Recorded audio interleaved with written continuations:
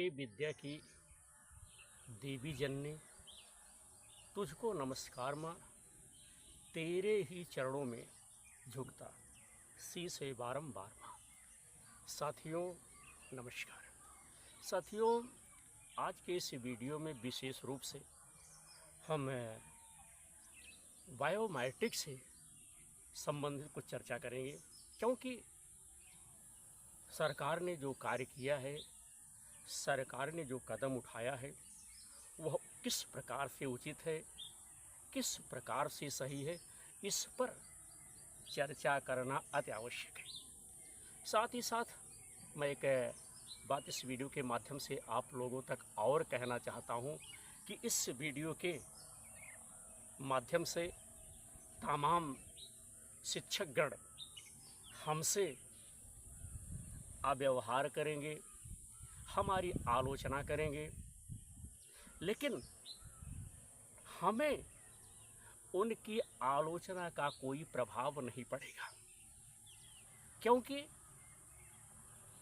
जिनके बच्चे विद्यालय में पढ़ते हैं, अगर उन्हें विधिवत रूप से पढ़ाया नहीं जाएगा, उनके पठन पाठन के कार्य में शिक्षकगण लापरवाही करेंगे, सही समय से विद्यालय आएंगे नहीं, तो आप ही बताइए कि कौन सा ऐसा अभिभावक होगा जो आचार्य से, शिक्षक से प्रसन्न होगा।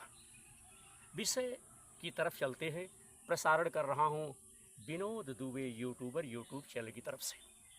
साथियों, प्रदेश सरकार ने बायोमेट्रिक की हाजिरी जो है अनिवार्य कर दी है।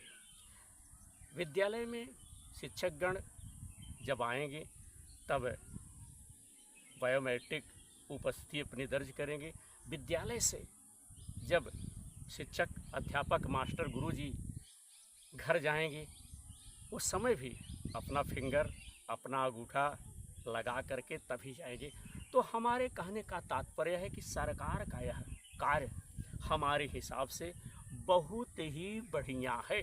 बढ़िया इसलिए है कि सबसे ज़्यादा धन जो है हर प्रदेश की सरकार शिक्षा के कार्य पे करती है, और सरकार का प्रयास रहता है कि सभी बच्चे अच्छी तरह से पढ़ें। इसलिए तो सरकार जो है प्रयास करती है।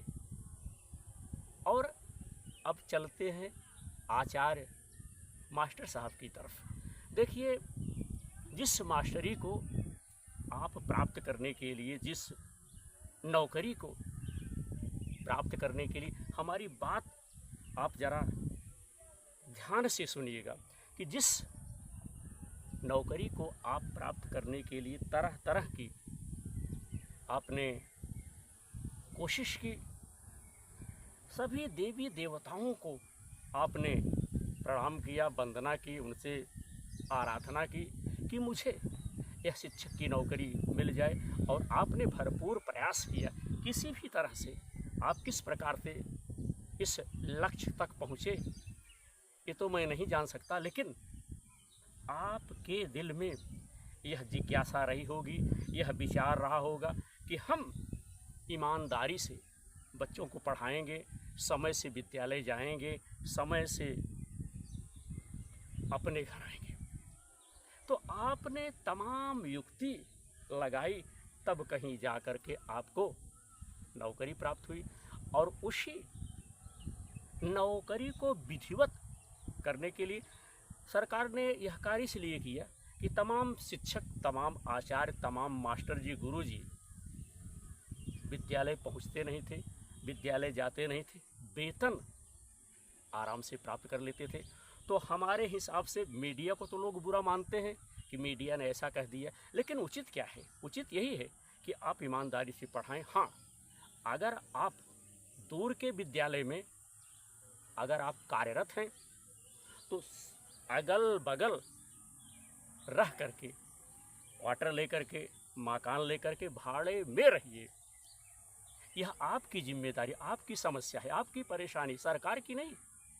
सरकार आपको वेतन दे रही है कि आप टाइम से विद्यालय पहुँचे, टाइम से वहाँ शिक्षण कार्य शुरू कराएं, टाइम से छुट्टी करें। यह आपकी जिम्मेदारी है। आप क्या पढ़ा रहे हैं, क्या नहीं पढ़ा रहे हैं, कौन आपके विद्यालय में आ रहा है, कौन नहीं आ रहा है, आपकी जिम्मेदारी। सरकार की जिम्मेदारी है कि आप बायोमेट्रिक लगा दिए, आपका महीना पूरा हो गया, आपको वेतन मिल जाएगा। तो इस बायोमेट्रिक से किसी को भी परेशानी नहीं होनी चाहिए। सरकार जो किया, सरकार ने बहुत सही किया।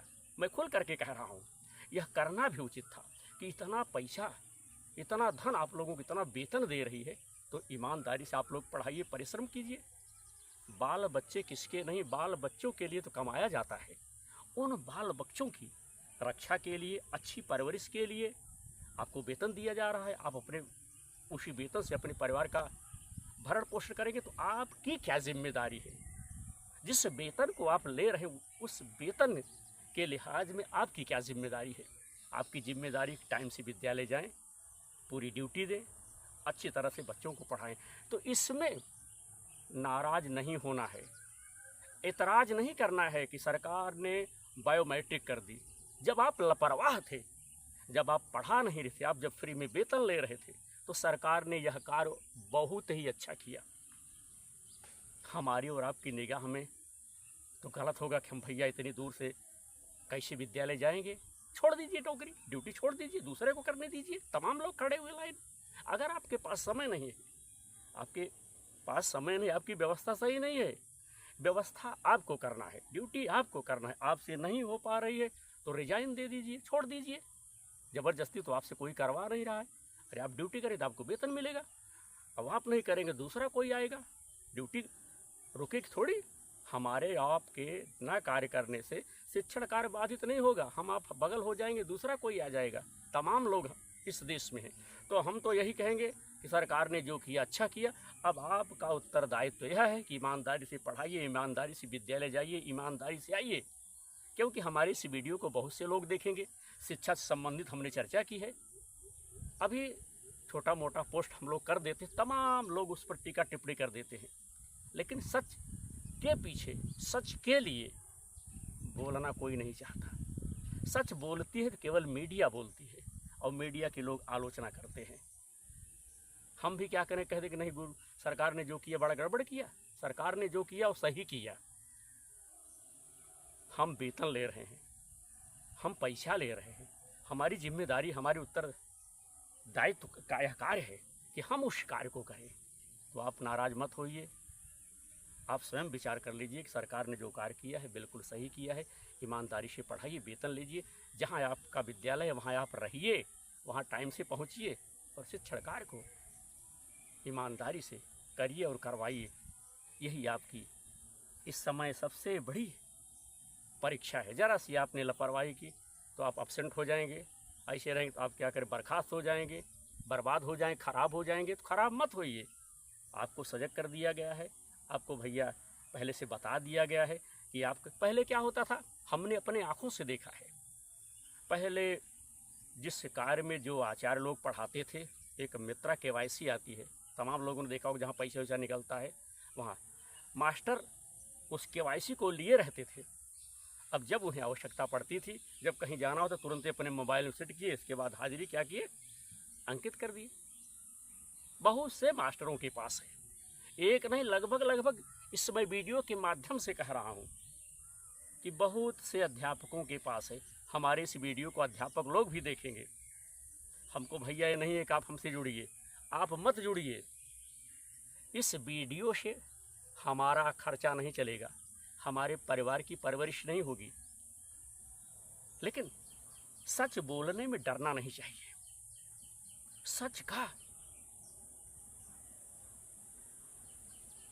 कड़ाई के साथ पालन होना चाहिए, और सरकार ने वही किया है।